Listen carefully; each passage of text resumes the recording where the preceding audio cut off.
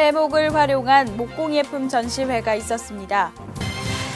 평창 소담합창단 제1회 정기연주회가 열렸습니다.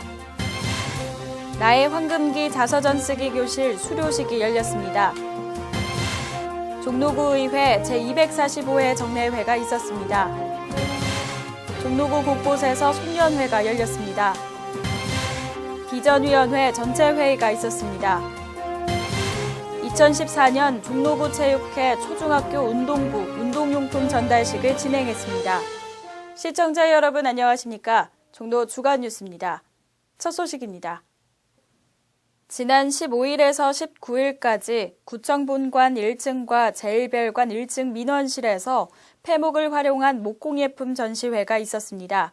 이날 전시회에서는 종로의 산과 공원에서 나온 폐목을 활용해 올 한 해 동안 제작한 식기, 시계, 텃밭 상자 등 목공예품 240여 점을 전시했습니다.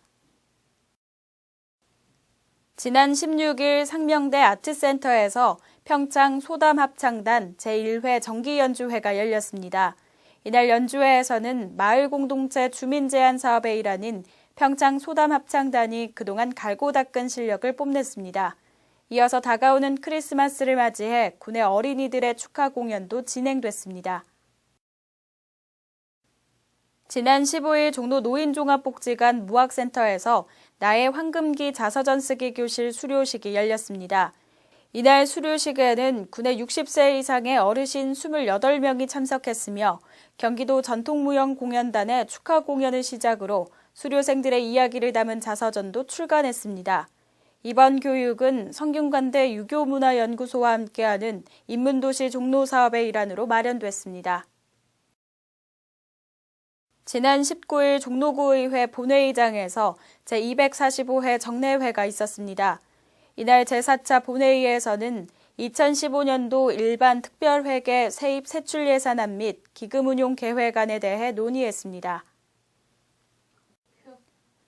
지난 15일에서 17일까지 종로구 곳곳에서 송년회가 있었습니다.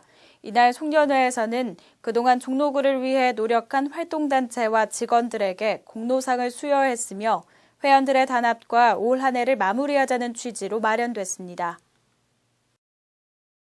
지난 17일 한우리홀에서 비전위원회 전체 회의가 있었습니다. 이날 회의에서는 비전위원회의 위원 재정비와 그동안 진행했던 사업에 대한 경과보고의 시간을 가졌습니다. 지난 17일 한우리홀에서 2014년 종로구 체육회 초중학교 운동부 운동용품 전달식이 있었습니다. 이날 전달식에서는 관내 초등학교와 중학교의 운동부 선수들이 참석했으며 종로구 체육회에서 선수들을 위해 준비한 운동용품도 전달했습니다. 다음은 종로구 소식입니다. 종로 소방서에서는 심폐소생술 학습의 날을 운영합니다. 심폐소생술에 대해 어설프게 알고 있다거나 직접적인 체험의 기회를 갖지 못한 분들을 위해 마련했는데요. 심폐소생술은 심정지 발생 현장에서 생존율에 결정적인 영향을 미친다고 합니다. 긴급 환자가 발생했을 때 당황하지 않고 제대로 된 대처를 할 수 있도록 알려드릴 예정이니까요. 종로구민 여러분들의 많은 신청 바랍니다. 종로구는 교통량이 많은 어린이 보호구역 사업 대상지 중 5곳에 우선적으로 고원식 횡단보도를 설치했습니다. 이로써 차량 통행 속도가 크게 낮춰지고 어린이들이 안전하게 보행할 수 있는데요.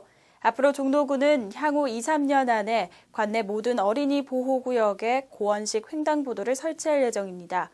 종로 주간뉴스 여기서 마칩니다. 시청해주신 여러분 고맙습니다.